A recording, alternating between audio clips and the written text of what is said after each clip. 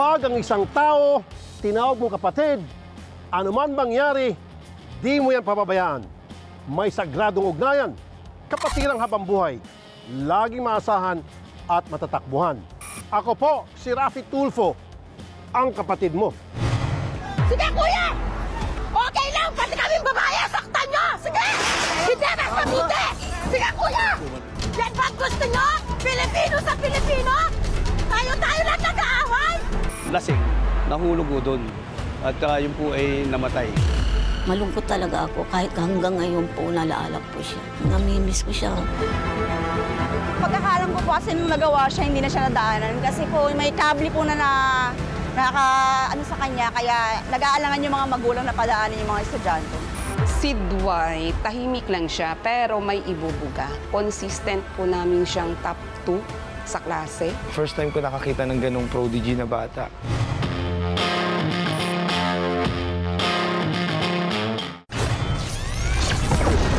Nagpistulang war zone ang Sitio Balubad sa Angeles City, Pampanga. Makailang beses nang nagsalpukan at nagpalitan ng bala at bato ang mga pulis at pinalayas na residente. Sino ang agrabyado at sino ang nasa tamang lugar? Parang eksena sa pelikula ang nangyaring gulo sa Sitio Balubad, Barangay Anunas, Angeles City nang sumugod ang demolition team sa lugar na may kasama pang mga pulis noong Pebrero. Eton, bataan nila! Pumalag ang mga residente sa nila'y iligal na demolisyon. Gumanti sila ng bato sa mga sumugod na grupo. Ayan po! Kung sana silang pumapasok! Kuya! May dokumento rin kami! Mga tao din naman kami! Yan ba gusto nyo? Pilipino sa Pilipino? Tayo-tayo lang nag-aaway? Hindi ba kayo naawa sa mga pamilya namin na mawawalan ng bahay? Kasi demolition permit niya! Kasi demolition permit niya! Sa kainitan ng demolisyon, isang bahay pang sinunog ng demolition team na lalong nagpagalit sa mga residente. Wala po na isalba yung mga may-ari ng bahay. Ni isang damit, wala. Ayon sa mga residente, ipinaglalaban lang nila ang karapatan nila sa 72 ektaryang lupain na binigay sa kanila ng gobyerno. Sinirada. Legal umano ang pananatili nila sa lupain kinatatuyuan ng kanilang mga bahay. Katunayan, may mga hawak silang dokumento.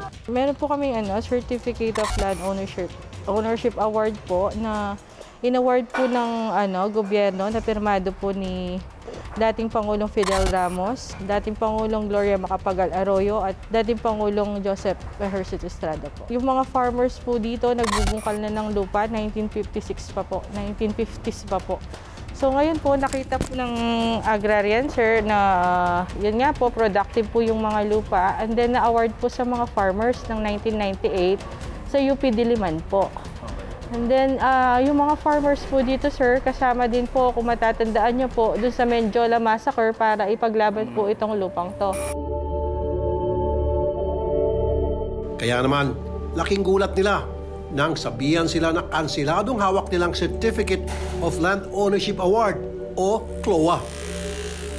Year 2020, kumukuha pa po kami sa Registry of Deeds ng mga electronic copy, nakakakuha pa po kami. August 12, 2020, last po kami nakakuha ng electronic copy na hindi po canceled sa Registry of Deeds. August 14, 2020, nakita na lang po ng mga kasamahan po namin na canceled na po yung mga nire-release nila sa Registry of Deeds. Yun nga sa pinapakita nila sa writ of demolition, sir, meron daw pong Supreme Court decision na which is 2008 pa po siya na-release. So kung na-release pa po na po pala ng 2008 na may decision, kailangan po may copy furnish po yung mga land bank, lahat po ng ahensya na kasama, doon po sa nag-award po sa amin.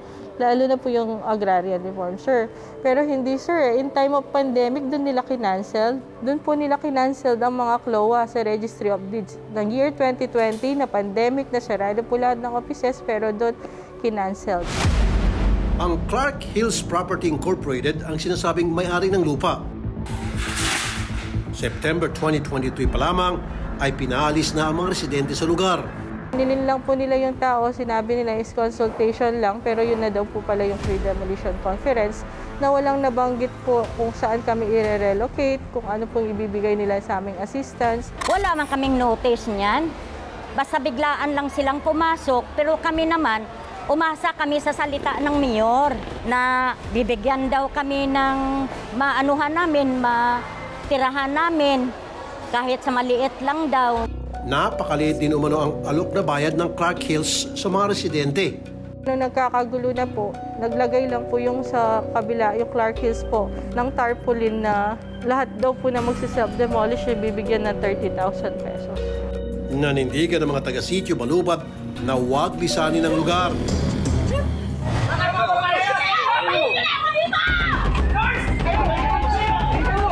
Pero nito lamang March 2, na ulit ang demolisyon.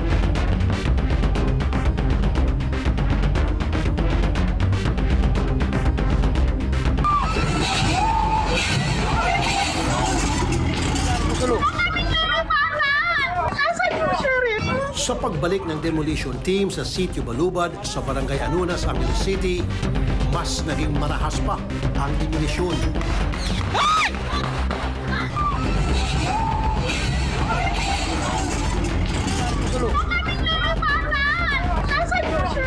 Sa pagbalik ng demolition team sa Sitio Balubad sa Barangay Anunas, Angeles City, mas naging marahas pa ang demolisyon. Hoy! Hoy, may baril! Hoy, dalang baril! Ha? Ba! May baril! May baril! Ba, dito ka lang! Ba, dito ka lang, may baril! Hoy, tinaman ako, Bon! Hoy, may tinaman!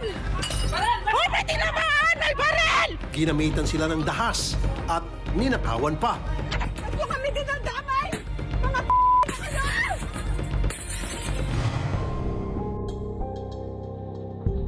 Isa si Ana Maria Alper sa mga tinamaan ng bala na tumago sa kanyang likuran.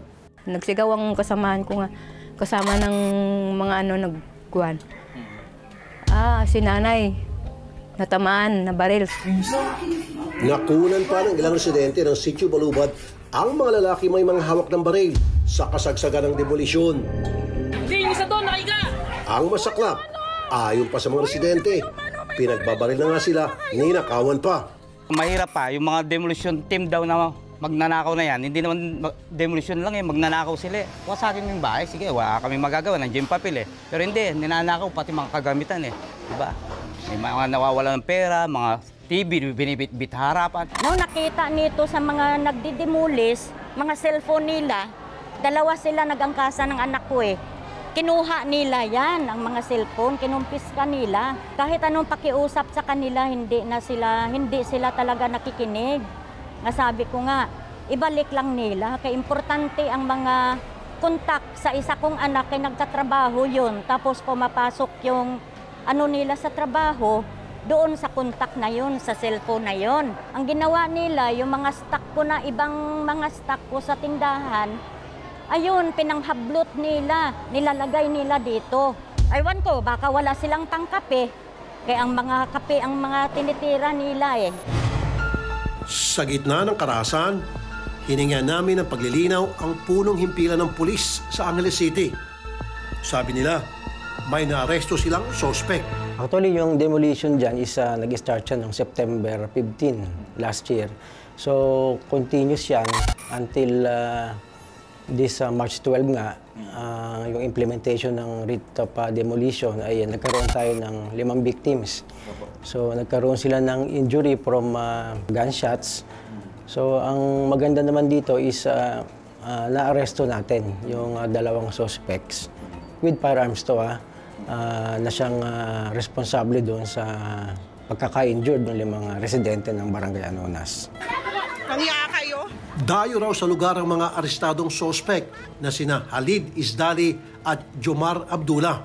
Kinasuhan na sila ng multiple frustrated homicide at illegal possession of firearms. Hindi sila nakapanig sa mga residente, hindi rin sila nakapanig sa demolition team. Kaya yun nga, isa sa mga iniimbestigahan natin kung saan sila galing. Pero kung titingnan natin yung mga address nila is dito sa Angeles. Kaya lang, hindi naman sila matagal ng residente rito. So mga 1 week before nung demolition ng March 12 ay nagrenta sila ng isang bahay dito. Arestado rin ang security guard ng Clark Hills na si Arnel Yurong dahil sa pagtututok ng baril sa isang residente. Nung magkaroon nga sila ng confrontation ay nagkainitan sila hanggang tinutok ng isang security guard yung baril niya doon sa biktima. But unfortunately, dahil nga medyo nakainom itong ating suspect, pumutok yung baril and natamaan niya mismo yung kanyang paa. Nangakong pulis na wala silang sasantuhin at kakasuhan ang sinumang lumabag at lalabag sa batas. Ang PNP talagang nandyan sa area na yan para mapanatili yung katahimikan at maiwasan natin na magsalubong sila. Ganito rin ang pangako ni Angeles City Mayor Carmelo Lazatin. Kinausap na rin nilang Clark Hills kung paano maayos na matatapos ang issue. Nag-usap po kami ng presidente ng Clark Hills. No?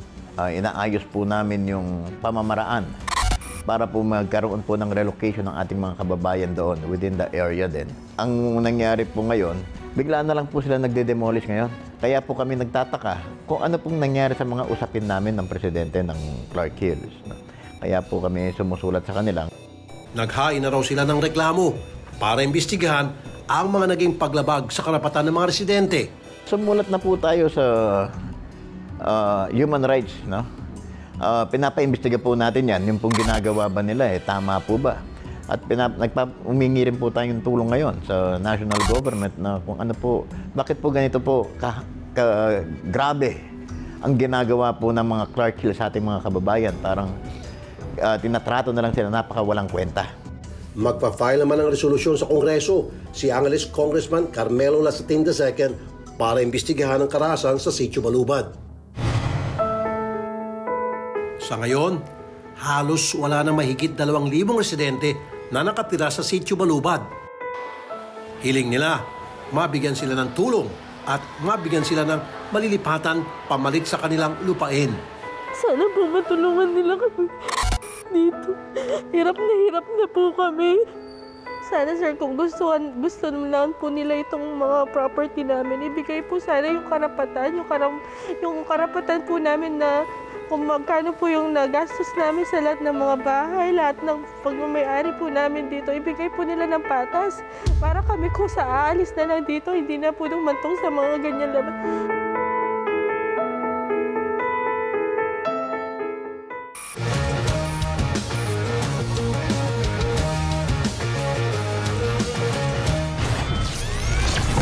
Simple lang po ang tanong ko.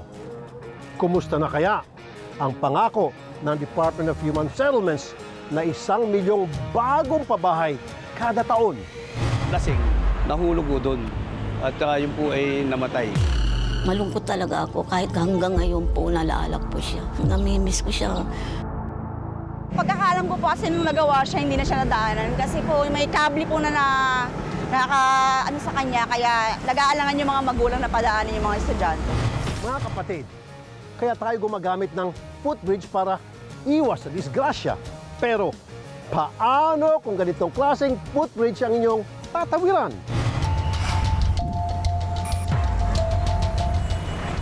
Bawal tumawid, nakamamatay.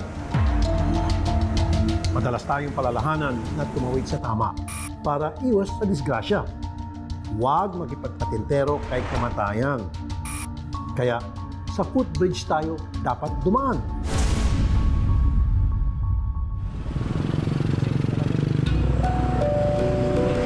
Pero bakit ganito ang footbridge sa harapan ng Tayuman Elementary School sa Binangonan, Rizal? Butas-butas ang sahig. At ang mga baitang kinain na ng kalawang. Sa ilalim naman, may mga nakadikit pang live wire. Halos 30 taon na ang nakalipas nang maitayo ang footbridge na ito. Pero ni minsan, hindi ito nagamit. Pagkakalam ko po kasi nung nagawa siya, hindi na siya nadaanan. Kasi po may kable po na sa kanya, kaya nag-aalangan yung mga magulang na padaanin yung mga estudyante. Kahit nagrereklamo ng mga residente, hindi ito naayos. Umabot na ito sa puntong naging tulay ito ng disgrasya. Katulad na lang ng sinapit ng anak ni Nanay Candelaria. Nalaglag matapos lumusot sa butas ng footbridge ang anak niya. Ilang taon na ang nagdaan, pero hindi pa rin mapigilan ni Nanay Candelaria na mapaluha. Malungkot talaga ako kahit hanggang ngayon po nalaalak po siya. Kasi napakabait ng anak na yan. Lagi niyayapos ako pag nakikita niya ako yan eh. Mahal na mahal kita mama ko, sabi ng gano'n. Ngayon wala na siya. Namimiss ko siya. Hindi ito ang unang beses na may nadisgrasya sa footbridge. Sa ating kalooban na bigay natin. Ayon kay Tayuman Barangay Chairman Raimundo Villadiego, 2019 pa nang hilingin niya sa lokal na pamahalaan na tanggalin na lang ang killer footbridge na ito. Isang time na yun na lasing, kumbaga sa doon, parang may hinahanap, nahulog ko doon. At yun po ay namatay. Isa naman naisugod ka agad sa ospital. Pero ganoon pa rin, parang naimbalido na. Yun nga, nag-request na ako na kung baga sa hindi naman nagagamit. Kaya yun po ay talagang request ko, i-demolish na. Dumaan din ng panahon na kung baga sa parang nagiging taguan o muntahan ng mga bibisyo. Dahil sa hindi magamit ang footbridge, marami naman ang nabubundol ng sasakyan na dumaraan sa highway. Baka nga mas tama na ayusin ito kaysa tanggalin. Siyempre, mayroong mga may tawiran. Alam mo naman yung mga single motor, talagang walang sinisino yan eh. Basta yung aksidente niyan, yung marami, yung sa mga single na motor. Ma-renovate at yun nga po, lagyan ng siguro mga landing para hindi yung tirik na tirik ang stain. Ang main point po dyan, yung maiwasan po yung aksidente. Si Willie Jane na may anak na estudyante sa kindergarten ng Tayuman Elementary School, nakikita rin na malaking bagay para sa kanila kung may papaayos ang footbridge. Mga bata po, katulad po nung anak ko, sa taas na po sila dadaan. Kahit po sa pedestrian po kayo tumawid, delikado pa rin po. Kasi po, kumakalipas po, mabilis po yung takbo ng mga sasakyan po. Marami pong motorsiklo po dyan na mabilis po magpatakbo. Si Aling Ninita naman, mas mapapanatag ang loob kung may ligtas na tatawiran ang kanyang apo sa pagpasok sa eskwela. Delikado talaga kasi lalo na yung mga batang tumatawid. Lalo na yung apo ko, 5:30 labas niya, wala naman nagtatawid. Biglang nakasabay sa karamihan. Kaso pag ganyan niya, pagtawid niya, siyempre wala na, kanya-kanya ng anuhan yung mga bata. Siya na lang naiwan. Siya pagdating ng tricycle, kumunti na siya. Kaya nang dumating, sabi, nanay, kumunti na ako masagasaan ng tricycle. Sabi ko, saan ka tumakbo? Tumakbo ko pa pag ganun. Kaya nang dumating yung bata, takot siya. Tapos may mga dadating dyan. Yung si ganun, kumunti na masagasaan. Yung si ganun, siyempre, kanya nakatawid na yung apo ko. Ganun, siyempre, nasasalob ko rin yung ganun. Si Mang Lauro, na araw-araw sinusundo ang apo sa eskwelahan. Ilang beses na raw napapaaway dahil sa mga motoristang pasaway. Hindi pa nakamura ko dyan. Bakit to? Minsan alanganin tumigil eh. Mabilis ang takbo, ganun naman. Sa eskwelahan na yan. Pero dapat siya, lagyan ng footbridge. Butas-butas. Para maging malinaw kung bakit hindi talaga napapakinabangan ng nasabing footbridge, nag-usisa kami sa DPWH Rizal 1st District Engineering Office. 1998, kinonstruct yung footbridge na yan with the coordination with the local government. Siyempre, 26 years ago. Ginawa namin yan para nga doon sa mga estudyante, kaya lang it so happens na meron mga utilities na mga maapektuhan at saka nakaka-apekto doon sa project. Kaya medyo hindi nagamit kaagad. Before naman na i-implement namin yung project, coordinated na yung mga utilities na yan na para tanggalin. Pero ang alam ko, after 2 years, medyo tinanggal, pero nailipat lang. Pero same, pa rin, parang hindi pa rin safe yung ginawa ng ating mga utilities. 2019, nag-request ang provincial government for the demolition of the said footbridge dahil nga for the safety of the students, and sumagot naman po ang DPWH na no objection. After po ng 2019, 2020, nag-pandemic na medyo natabunan na siya ng natin. Natabunan, sir? Yung ganyang kapabayaan ang kalimitang pinagmumula ng disgrasya. Sa ngayon, habang wala pang magamit na maayos na footbridge, tumutulong ang mga barangay tanod para ligtas na makatawid ang mga residente, lalo na mga estudyante. Dapat araw-araw chinecheck yan, ha? Para matiyak na wala na mapapahamak, ipinasara muna ng DPWH ang entrada ng footbridge. Bakit kasi ngayon nyo lang naisip yan? Hiling naman ng mga mag-aaral na magkaroon sila ng maayos na tawiran nang hindi na sila magigipagpatentero sa mga sasakyan. Mapagawan po ulit ng footbridge. Kasi? Para po makatulong sa mga pagtawid ng mga bata. Yung mga motor po, bigla-bigla na lang po dumadaan dyan. Mabibilis po sila. Kahit kubagat po kami, ayaw pa rin po. Pag tumatawid ka ba dito, medyo kinakabahan ka? Opo. Bakit? Kasi yung mga jeep po dito, hindi po tumitigil habang gumaganto po. Muntik na po masagasaan dito. Sana po magawa na po yun para hindi na po sila tatawid dito. Bukod dito sa sinasabi ka, meron po rin kami mga libreng gamot. Kahit ang kagawad ng barangay Tayuman at dating guro na si Ma'am Ursula Simagala, takot ding tumawid sa highway dahil sa malagim na sinapit ng kanyang hipag. Hipag ko tumawid sa pedestrian lane, pero na-aksidente pa siya. Ang nakabunggo po sa kanya ay isang delivery, yun sa rider. Kung hipag ko ngayon, nakahiga lang po siya, binabantayan ng anak because he cannot move. Si Kenneth live alone, dumidilat, pero wala po. Ayon kay Kagawad Ursula, kailangan ng mga residente ang footbridge. Malaki maitutulong nito para sa kaligtasan ng mga mamamayan, lalo na mga bata na nag-aaral sa Tayuman Elementary School. Pati mga motorista, pabor din sa maayos na footbridge. Dapat yun po. Talaga sa taas. Taasan tayo ng mga tao. Pagka sa ganito, basta nakasulpot yung mga bata. Kaya traffic kasi dyan pagka umaga rush hour. Umaga tapos, paglabasan sila. Dahil may unang order na ipademolish na ang nasabing footbridge, nakipag-ugnayan kaming muli sa DPWH, sa pamunuan ng eskwelahan at sa barangay Tayuman para pagdesisyonan kung ano ang gagawin nilang hakbang. Isa kasi ang Tayuman Elementary School sa nag-request noon na ipademolish na lang ang footbridge dahil bukod sa hindi ito ligtas gamitin ng mga estudyante, nagiging daanan pa rin ito ng mga magnanakaw. May mga incidents pa nang nangyari na ilang beses nang nanakawan ng school. Yung hagdanan kasi is from the cross bridge papunta sa loob ng school. Sa part naman ng ating local government, particularly sa Kapitan, ang suggestion niya is makahanap tayo sana ng ibang location para mailipat natin yung footbridge. Saka ngayon kasi kung aayusin natin yung footbridge, magkakaroon tayo ng problema sa right of way. Kung kailangan naman natin na ayusin yan, tutulong rin po ang DPWH.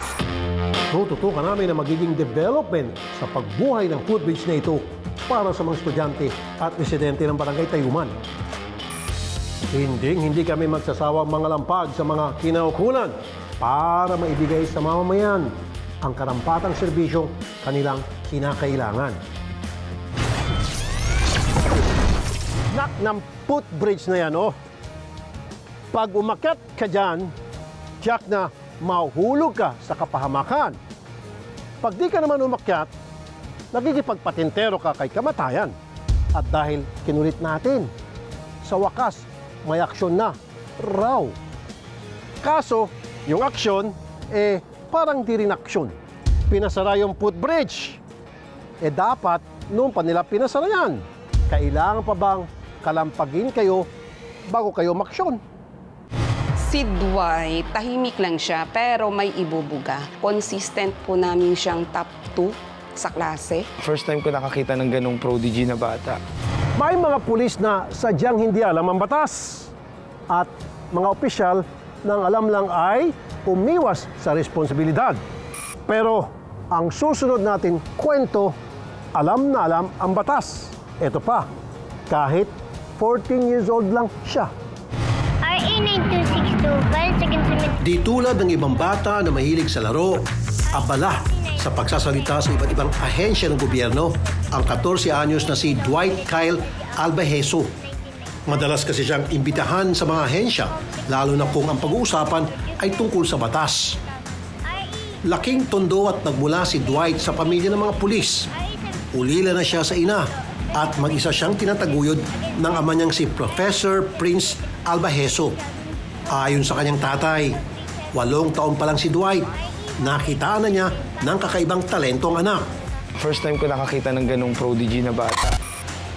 Minsan natutunan ako, natitingin ako sa kanya, bakit kaya niya sumagot sa'yo ng bibigyan mo siya ng problem. Kaya kanya bigyan ng 5-point solution. Yung may problema sa crime rate, mataas yung crime rate, nagkaroon ng gera sa Pilipinas, anong gagawin ni Dwight? You can tell him. He can answer 5-point solutions. Ganun siya katalim at his age. Hindi pangkaraniwan sa isang bata ang magka-interes sa batas. Imbis kasi na sumama sa barkada, pagbabasa ng mga libro sa human rights at criminal law ang naging libangan ni Dwight. Nung 8 years old nga po ako, summer break po, halos wala po nangyayari kasi tapos na po yung klase. May pinakabisado po sa akin na isang parang definition of criminology sa akin si Daddy. At nagulat po si Daddy na parang mabilis ko po siya naintindihan at saka nakuha po.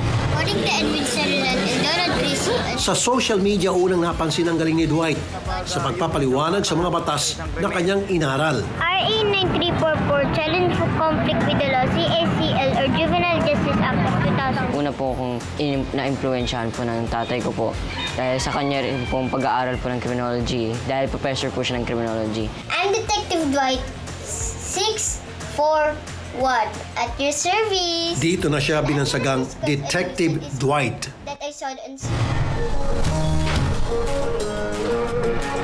Number 5 question. Mismong ang kanyang guro ang nagpatunay ng pagiging masipag ni Dwight sa pag-aaral. Si Dwight, mula nung maging advisory class ko siya this year, tahimik lang po siya.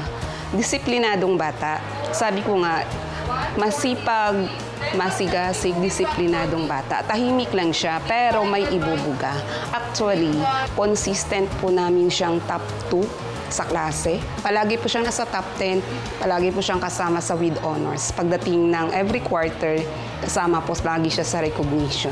Dr. Juan Gino Nolasco High School is really very proud, for you as a parent, for nurturing our learner, isang genius. Saludo rin sa kanya ang pamunuan ng Juan Nolasco High School dahil karangalan din para sa kanila ang mga papuring tinatamo ni Dwight. Pero kahit na maraming humanga sa kanya, ni minsan ay hindi lumaki ang kanyang ulo dahil sa mga papuring ito. Naisip ko naman na hindi naman po out of the ordinary. Siguro dahil lang po, mabilis lang po ako makaintindi. Pero hindi ko naman po masabi na magaling ako. Pero masabi ko na meron akong parang pwedeng magamit na galing sa akin. Na kung gamitin ko na maayos ay maaari kong magamit sa mabuti po. Matalino na, humble pa. Malayo mararating ng ganitong bata. Balita ko, ikaw raw ay little attorney. Pero alam niyo ba na minsan ko na rin naging guest sa aking programa si Dwight? Paring APIS Article 310, qualified tip, yun po yung kung wari nagtatrabaho ka po doon at tinakong niyo po yun. Ayan sample pa lang yan. Grade 4 pa lang siya. Dwight, long time no see. Tagal na po. Tagal na. At makalipas ang 5 taon, mula na kami ay unang nagkakilala. Muli kong inimbitahan si Dwight para kumustahin. Dwight, ano ang pinagkaibas ng theft sa estafa? Yung sa theft po is yung pagnanakaw po ng isang bagay sa kung saan mang lugar.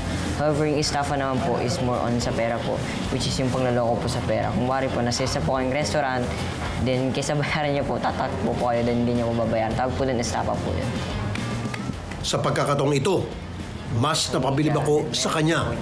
Na libel. I am Detective Dwight 641. Nandito po ako ngayon sa Valenzuela People's Park. Dwight, define mo nga what is law. According to the United States Fidelity Co. versus Gwenter, law in its generic sense is a body of rules of action or conduct. 9 na taong gulang pa lang noon si Dwight Albajeso nang mag-viral dahil sa kanyang galing sa criminal law. Kaya naman, binansagan siyang bilang si Detective Dwight. 3 branches of government law. Executive, legislative, and judiciary. Nasa junior high school na siya ngayon sa Dr. Juan Nolasco High School sa Tondo, Maynila. Then what shall we do with 140? Bukod sa tinamo niyang paghanga ng kanyang mga guro, naging inspirasyon din si Dwight ng mga kapwa niyang estudyante.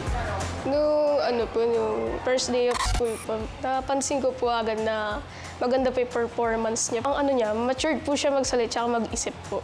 Very po rin po siya, responsible po sa mga activities po sa school.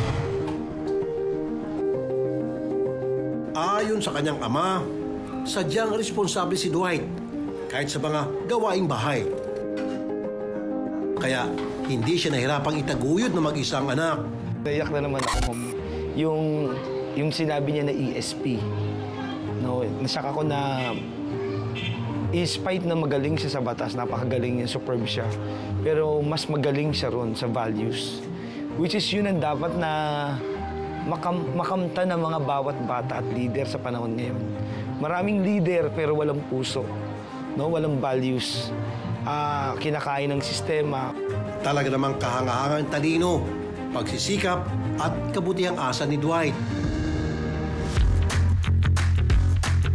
Kaya muli namin siyang inimbitahan. Dwight, long time no see. Okay, tagal na po. Tagal na. Masaya kaming nagkwentuhan. At syempre, lumutang pa rin ang kanyang pagiging Detective Dwight sa mga sagot niya sa aking mga tanong. Dwight, long time no see. Okay, tagal na po. Tagal na. 5 years ago pa po yun, Tay, Sir Prince, di ba? Pumunta sa Wanted sa radio, nagpa-picture, na-interview kayo. At that time, nung panahon na yun, 5 years ago, namangha ako at maraming mga namangha. He was only 9 years old then. Ngayon, 14 years old na siya. Abay, mas marami pang mamangha. Ang tanong, ano mga ginagawa mo para ma-achieve mo yung level ng kaalaman, especially sa batas?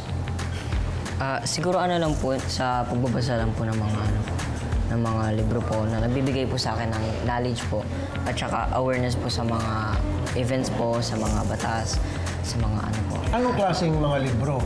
Halimbawa, ang binabasa mo? Libro po tungkol po sa international relations, human rights. International relations? Opo. At human rights? At saka po sa victimology po. Victimology? Pag-aaral po sa mga biktima, scientific study of victims. Ito ang kailangan ng bansa natin. So maraming mga nabibictimize ng mga abusadong, mga kinaukulan ng mga liit nating kababayan na kapapasok. So alam mo, mamaya reviewin kita, okay lang ba? Kayo ho ay isa palang professor ngayon sa criminology. So kayo ho siguro ang namimili kung ano yung mga libro na kailangan niyang basahin at his age. Yes po. Kayo ho yun. So paano niyo po pinipili yung mga books na binibigay niyo sa kanya? Nung una po yung definition lang po ng criminology. Tapos kasi, ang totoo si Dwight po kasi back-up siya ng ginagawa kong research about sa bagong mukha ng kriminal. Siguro, minsan subukan natin mag-sit down siya sa isang class. Yes, yung klase sa law school. Pwede po. Umaano po siya, nag-city na po siya sa graduate school. Graduate school? Tapos nag-lecture po siya sa NBI. Transnational crime. Lastik. Okay ba sa'yo? Magtatanong ako. Sige po. Sure ka? Opo, sure po. Ready ka na? Sige, ano yung batas tungkol sa BAUSI?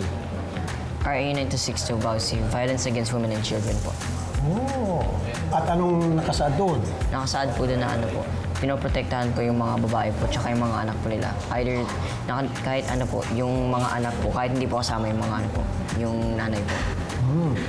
Yung mga bata na katulad mo, minor edad na inaabuso, anong batas yun? Opo. RA 7610, child abuse law po. Anong nakasaad doon? Dapat po, yung mga bata po ay hindi po inaabuso either physically, mentally, or psychologically po. Grabe, Alcin. Ano ang pinagkaibas ng theft sa estafa? Yung sa theft po is yung pagnanakaw po ng isang bagay sa kung saan mang lugar. However, yung estafa naman po is more on sa pera po, which is yung pangloloko po sa pera. Kung wari po, nasa po kayong restaurant, then kaysa bayaran niyo po, tatakbo po kayo, then hindi niyo mababayaran. Tawag po din estafa po yun. Pag ang isang tao na hulihin ng pulis, ang tawag doon is Miranda Doctrine. Memorize mo ba yun? Opo. Sige nga. Opo. Ikaw ay may karapatan magsuwalang kibo. Ikaw ay may karapatan manahimik o magsuwalang kibo. Ano man yung sasabihin ay maaaring gamitin pabor o laban sa iyo sa anumang hukuman. Meron ka din karapatan kumuha ng tagapagtanggol na yung pinili ko. Walang kakayan ito pagkakalabasin ng pamahalaan. Nauunaan mo ba ito? Mga pulis, ha? Tingnan nyo to. Physical injury. Opo. Na kaso. Alam mo yun? Opo. Sige nga. Ano po, meron pong 3 klase po ng physical injury. Yung pinakauna po is RPC Article 263 po, serious physical injury. Serious physical injury, okay. Kung sasabihin po, yung po ay kung saan parang may nawawala pong senses or gumagamit po ng loss of limb. Then yung po yung 30 days or more. Then yung susunod naman 30 days or more sa gamutan? Nasa gamutan po. Okay. Then after po nun is RPC Article 265, which is less serious physical injury. Yung po ay kung saan mga 10 days or more lang po yung gamutan. Then yung pinaka-lenient po na klase ng physical injury is RPC Article 266, slight physical injury, which kung sasabihin po is 1 to 9 days lang po. Wala pong nawawalang parte po ng katawan. Parang gano'n na. Doon naman tayo sa kaso ng mga taong naninira sa kapwa gamit ang online. Anong tawag yun? Tawag po doon ay cyber libel po. Yun po yung paninirang puri po sa pamamagitan po ng online through social media. Then meron rin po yung tinatawag na libel, which is hindi po gumagamit ng internet, pero either pwede po siya sa pamamagitan po ng print media or sa pagsasalita po. Magaling. Sa isang lugar, bawa na mataas ang crime rate, ano ang pwedeng solusyon na may bibigay mo kung ikaw ay nasa kapangyarihan, ikaw ay kasama sa otoridad? Opo. Kung may mataas po na crime rate po sa isang lugar, mas maganda po ay yung magkaroon po ng mas marami pong police visibility. Kung krimen po sa gabi, kung mas maganda po magkaroon po ng mas marami pong ilaw, magkaroon po ng CCTV po upang ma-surveil yung mga mga lugar. Preemption. Oh, okay. Preventive measure, police visibility, tama nga naman. Karoon ng mga ilaw, CCTV, that will prevent the criminals na para pumunta doon sa isang lugar, maggawa ng kabalastugan. Okay. May na-stop po siya ng TC sa Indo-Pacific. Yung po yung dahilan kung ba't magaling siya sa international relations. Hindi niya po matapos dahil po nasira po yung laptop na ginagamit niya. Laptop nasira? Jesus, Mario Jose. Anong klase bang laptop gusto mo? Wala kang laptop, nasira. Nasira po. Sagutin ko ng laptop. Ano bang pinakamagandang laptop? Yung pinakamagandang laptop, bigay ko sa'yo. Ako nang bahala, sir. Thank you po, sir. Ako'y natutuwa na sa pagkita natin, lalo kang naging magaling. Opo.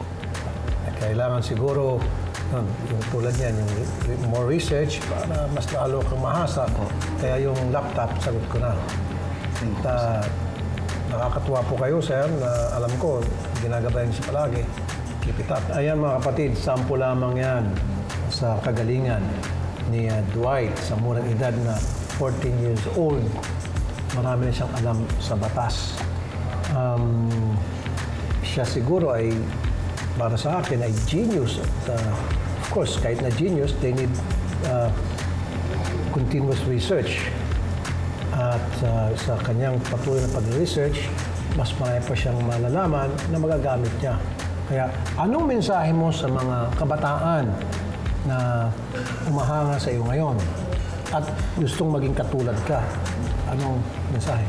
Siguro po, kung may sasabihin lang po ako is, sana po ay wag po tayong magpaligoy-ligoy lang po sa buhay po natin. Gumawa po tayo ng mga efforts upang makagawa po ng difference, makagawa po ng change, sa pag-aaral po, sa kaalaman, na makatulong po tayo sa bansa po natin na mag-unlad po tayo. I-advise mo ba sa mga kabataan na mag-video games araw-araw? Hindi po. Na-advise mo ba sa mga kabataan na magbubulakbol? Kasi masarap magbulakbol, sabi ng mga batang pasaway. Advice mo yun? Hindi po. Anong advice mo sa kanila? Magbago na? Ako magbago po. At mag-aral po na mabuti sa mga inaabot po nilang pangarap. At dyan po nagtatapos sa aking maiksing interview kay Dwight, kasama yung kanyang father, si Prince. Sir, salamat. Salamat po, sir. Dwight, good luck sa'yo. At dahil sadya kaming pinahangat pinasaya ni Dwight, hindi nagtapos sa maliit na salo-salo ang aming imbitasyon sa mag-ama. Sinamahan namin silang mamili ng kanilang mga pangangailangan para kahit paano'y makatulong sa gastusin ng ama ni Dwight na solong nag-aaruga sa kanya. Binigyan din si Dwight ng mga damit at sapatos ng ating butihing donor na si Jerry Cheng para magamit niya tuwing imbitahan siya ng mga ahensya ng gobyerno.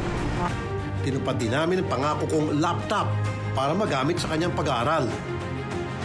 Todong pasasalamat ng mag-amang Albaheso sa kanilang mga natanggap na regalo. Pero tayo pa nga dapat magpasalamat sa kanila dahil naging inspirasyon si Dwight hindi lamang ng mga kabataan kundi maging ng mga magulang.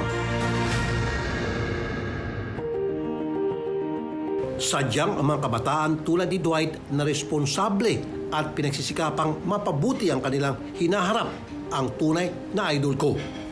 Mabuhay ka, Dwight Albaheso!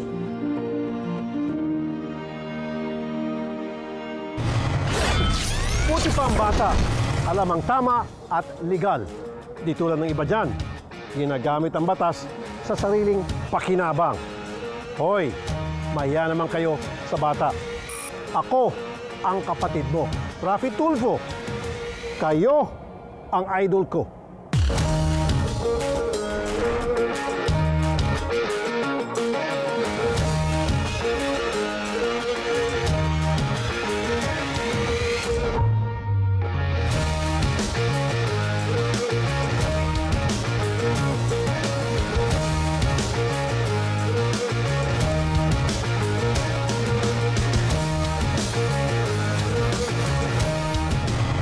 Aminado ako, ma'am, hindi ko kaya.